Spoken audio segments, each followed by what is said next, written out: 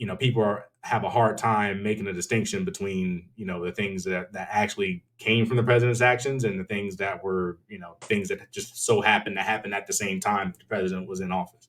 Right. And I think like I completely agree. And it's just like I agree. And in this instance, in the opposite with Trump, where he'll say that like if I'm president, uh, the Ukraine thing is going to be over within minutes, within days. It's just like, what do you think that you could reasonably do that's going to end this war? Why Oh, do no, you? no, not no. Trump It's Trump will just end like it. No, Trump will it's end just it. like, Trump will end it. He no, he I think he's right about that. Trump will end the Ukraine war by giving it to Putin.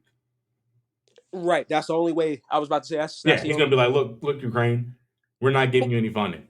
It's game over. Funding's over. If you want funding from NATO, unfortunately, Trump might even be looking to get out of NATO, right? And he's going to be, and then without the U.S.'s help, it's like our other allies are going to be left stranded, and they're like, well, I mean, what do we do? I mean, they still probably are going to support Ukraine because Russia's in NATO neighborhood, not ours, so it's more important to them than it is for us. Even though it is important for us to maintain our relationship with our allies, at least from my perspective. But yeah, if Trump just and Republicans get in and they say, we're not going to help you, then without Western support, Ukraine cannot resist Russia. And then I think what will happen is they'll negotiate a peace, and I think it'll be peace for 4 years. I don't think Russia would do anything new during that 4 years. That way, Trump could have a win to say, look, see, we didn't need this conflict. I was able to solve it in 10 minutes and there's peace and everything's great.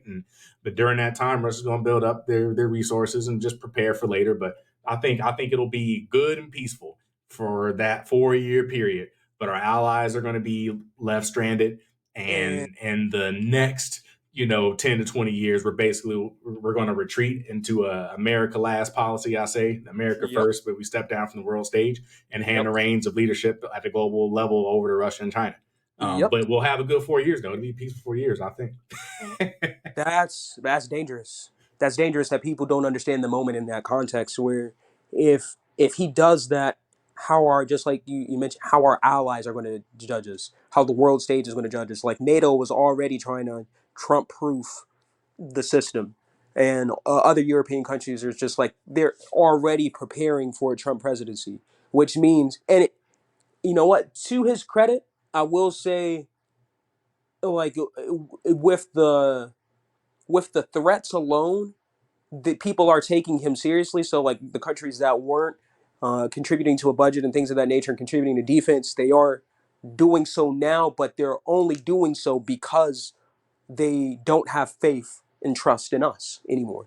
It's just Yeah, so like, so here's what I'll say, and I feel like this is a mistake that a lot of people make because it's intuitive. It's an intuitive mistake, and you got to watch out for those intuitive mistakes. Things that like they seem common sense, but they're wrong. This is one of those where people think that our strength, and on the global stage is because of our military or because of our economy, and that's part of it.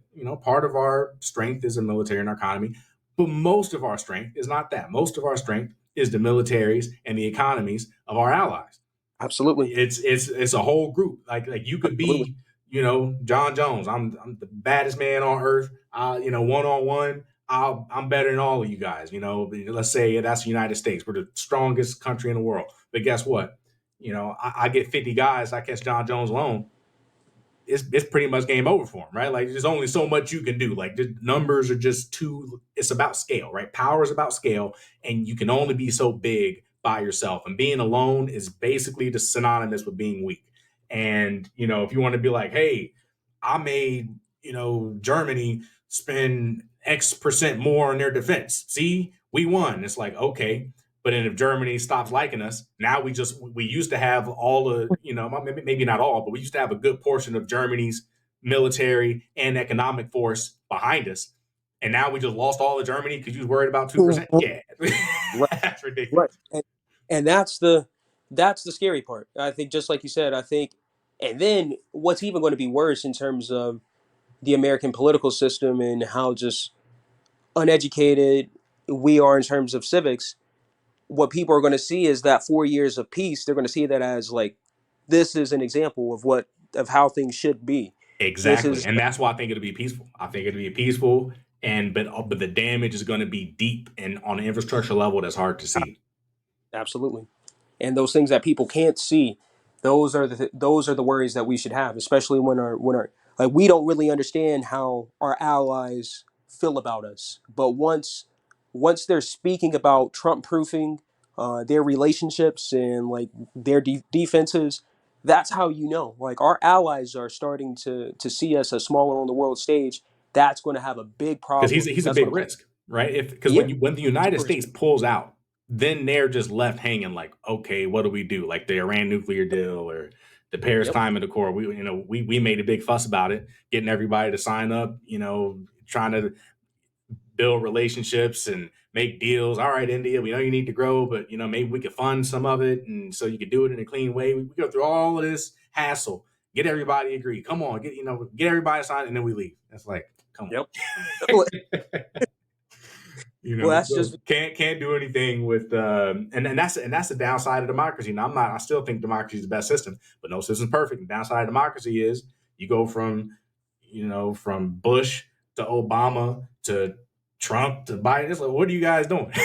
yep. Like there's just like that continuity. We're like China, they got a long-term strategy, they stick to it, right? Reliable, steady. Now, again, I prefer democracy, but being stable is a weakness of democracy. And at least if you have decent people who care about the country standing, then to like maintain agreements so that you maintain your word, because foreign policy is about relationships, right? If you got somebody that's flaky, you say I'm gonna do it, and then they don't do it, and then they change their mind, and it's like that's not somebody you can rely on, right? And that's how we've been behaving, mainly because of Trump leaving all these agreements. Where like if you had honorable people, even if I didn't like the agreement really, as long as it's not like horrible, then sure, we can go ahead and stick to it just so that we keep our good name and we follow our commitments.